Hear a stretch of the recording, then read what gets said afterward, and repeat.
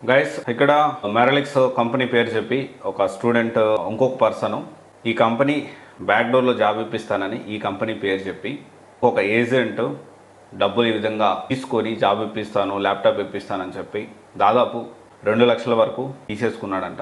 I was surprised to listen. అసలు కనీసం అతని డీటెయిల్స్ కూడా వీళ్ళకి తెలియవు. అతను ఎవరు, అతను ఏంటి అనేది కూడా తెలియదు. తెలియకుండా ఎవరినో నమ్మి 2 లక్షలు డబ్బులు కట్టాడు.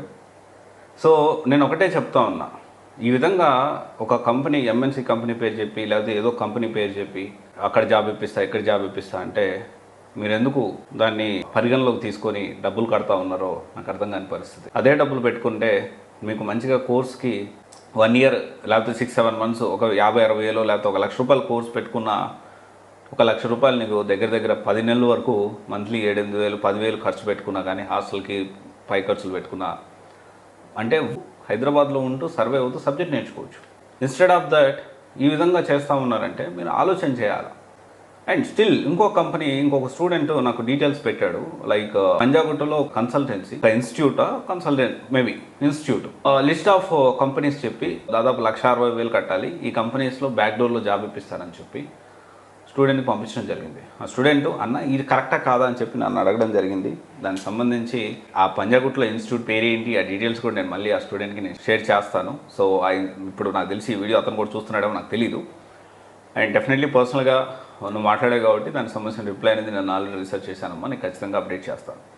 అండ్ బ్యాక్ డోర్లో జాబ్స్ అనేవి నమ్మొద్దు. సో ఆల్వేస్ ఇది గుర్తుపెట్టుకోండి. బ్యాక్ డోర్లో జాబ్ ఇప్పిస్తాను అంత డబ్బులు కట్టు ఇంత డబ్బులు కంటే ప్రజెంట్ ఉన్న సిచ్యువేషన్లో చాలా రోజులు జెన్యున్గా నటించి జెన్యున్గా ఉంటూ చాలా సంవత్సరాలు తర్వాత ఒక్కసారే ఎక్కువ డబ్బులు ఈ విధంగా కలెక్ట్ చేసుకుంటూ బోర్డు తిప్పేస్తూ ఉన్నారు. దీనికోసమే కంపెనీస్ కొంటున్నారు, అర్థం చేసుకోండి.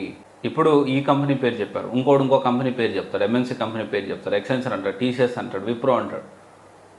కంపెనీస్కి అసలు తెలియని కూడా తెలియదు చాలా వరకు. కంపెనీస్కి ఇలా జరుగుతున్న విషయం అసలు ఒక కంపెనీలో జాబ్ ఎందుకు జాయిన్ అవుతున్నారు చెప్పండి. ఆ కంపెనీకి మనం కాంట్రిబ్యూట్ చేసి మన స్కిల్ ఉంటేనే కదా మనం జాయిన్ అవ్వాల్సింది. వాళ్ళు మన స్కిల్ కదా మనకు కావాల్సింది. మన స్కిల్ ఇస్తే వాళ్ళు డబ్బులు ఇస్తారు. This is general basic thing. మనం జాబ్ చేస్తాం కూడా అందుకే. సరే మీరు స్కిల్ నేర్చుకోవడానికి డబ్బులు కడుతున్నారా, ఫైన్. ఏదైనా కోర్స్ నేర్చుకోవడానికో ఇంకో దానికో నేర్చుకోవడానికి ఏదైనా డబ్బులు కడుతున్నారా, ఫైన్. అలా కాకుండా ఈ ప్రాసెస్లో వెళ్తూ ఉన్నారు. సో మీరు ఆలోచన చేయాలి. అండ్ ఏజెంట్కి డబ్బులు కట్టాడు.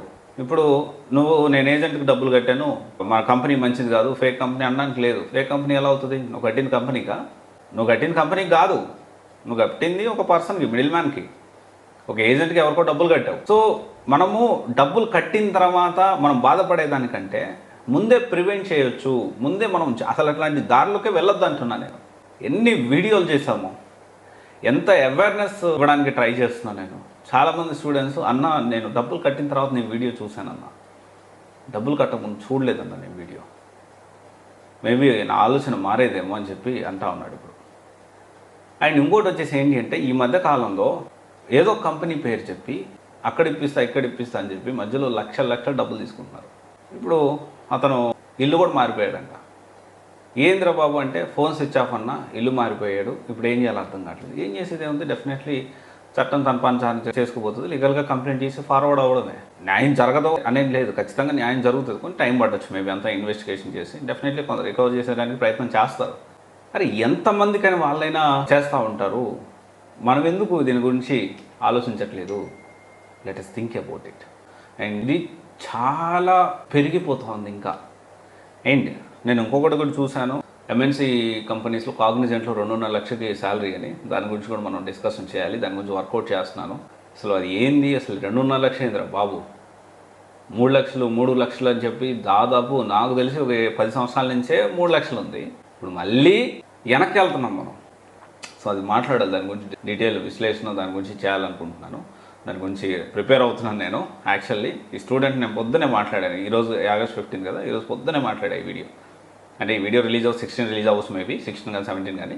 నేను మాట్లాడింది పొద్దున్నే స్టూడెంట్స్తో మాట్లాడడం జరిగింది. ఈ విధంగా జరుగుతుందన్న, ఏం చేయాలి, సో నేను ఎట్లా చేయాలి, ఏంటి, ఎలా ముందుకు వెళ్ళాలి, లీగల్గా ఎలా యాక్షన్ తీసుకోవాలి, నాకు తెలిసిన విషయాలు నేను తనకు షేర్ చేయడం జరిగింది పర్సనల్గా. ఎనీవే మీరైతే డబ్బులు కట్టే ముందే ఆలోచించండి, డబ్బులు కట్టిన తర్వాత వెనక్కి రావు. ఇదైతే గుర్తుపెట్టుకోండి. చాలా కష్టం. లీగల్ కంప్లైంట్ చేసినా ఏం చేసినా కొంచెం టైం పడుతుంది, కష్టం అవుతుంది చాలా. అదే కట్టకుండా ఉంటుంటే బెటర్ కదా. ఓకే, ఆలోచించండి ఒకసారి. Thank you. This is Raj signing off.